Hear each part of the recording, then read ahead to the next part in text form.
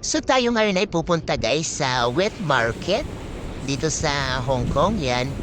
May bago dyan sa papasok, may parang saging siyang ayan o. Parang saging siya kasi slippery daw. Yan. Ang galing no, parang saging nga talaga. So yan, iba-ibang klase dito may mga nagbebenta dyan ng mga parang fishball, yung mga tapos yung mga ganyan no. Yan. O di ba?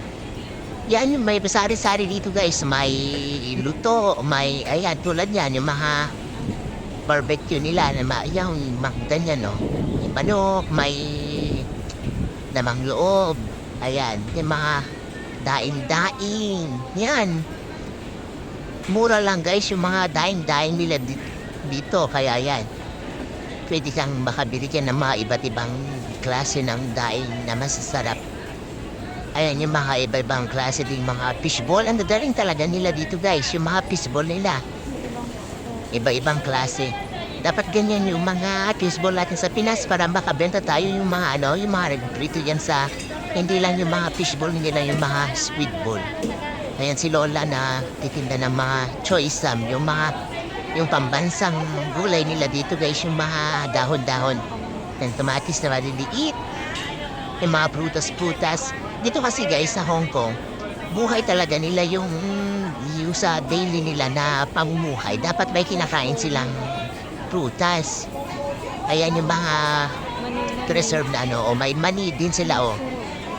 Ayan, yung ibang klase yung mushroom. Mahilig talaga sila dito guys ng mga Ayan o, daming gulay.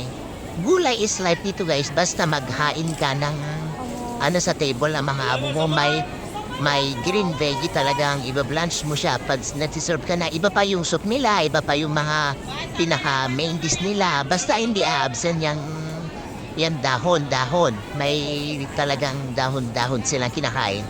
Saka prutas talaga sila. Daily silang kumakain ng prutas. Mga amo ko, daily sila kumakain ng orange. Tapos iba pa yung mga ibang prutas na sa rep na gusto nilang kainin. Basta yung orange, hindi yan mawawala daily. Ayan. May mga din dyan, no? O, diba? Daming prutas. Ayan, si Ante, sabi niya, $5 daw yung saging. Kaya binili ko na. Okay naman, naghiwa-hiwalay lang. Ayaw kasi ng mga Chinese, bilhin yung mga hiwa-hiwalay na. Kaya binili ko na $5. Mura na yon.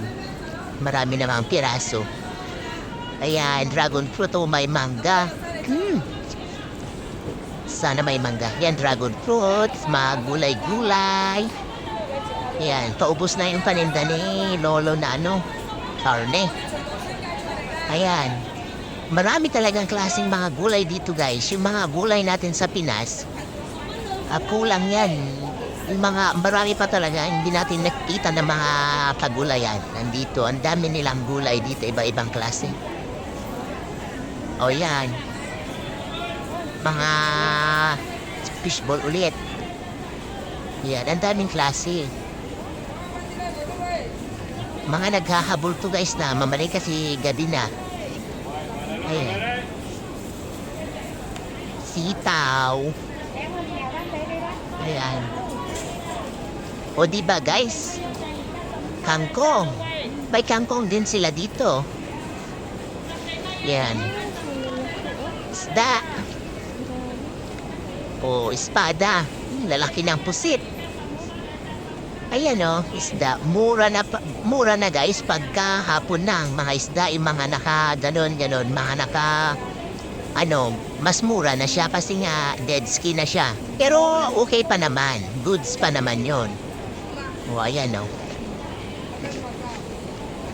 Ayan. Ang galing ng wet market nila no. May mga seafoods. Ayan, may tilapia. May tilapia din dito guys. Ayan, mga salmon head. Mga mura na yung mga nakaganyan. Mas discounted na siya.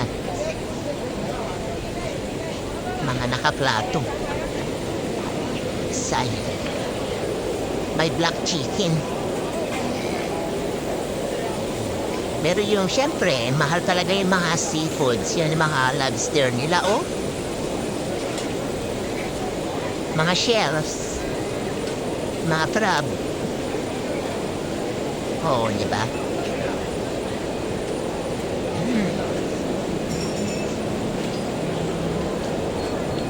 Parang mura siya ganyan, mga fishball, oh. Ayan, yung mga, dapat ganyan yung gagayahin. Gagayahin ko nga ito, yung mga fried na ano, ng mga talong, sili na may pinalamanan ng ano, parang fish cake. Ayan. O dito may saging ulit, yan yung basurahan nila. Tapos dito guys, may timbangan. Bago ka alis, pwede mong timbangin yung pinamili mo po. Match sa ano doon sa timbangan ng mga nagtitinda, mayroon din silang sanitizer dito, oh. Ayan, di ba ang ganda ng market nila? Boss. Tapos ito yung mga, ano, pag may pushcart ka o yung daladala mong lagayan, pwede dyan. So, ayan guys, bye-bye!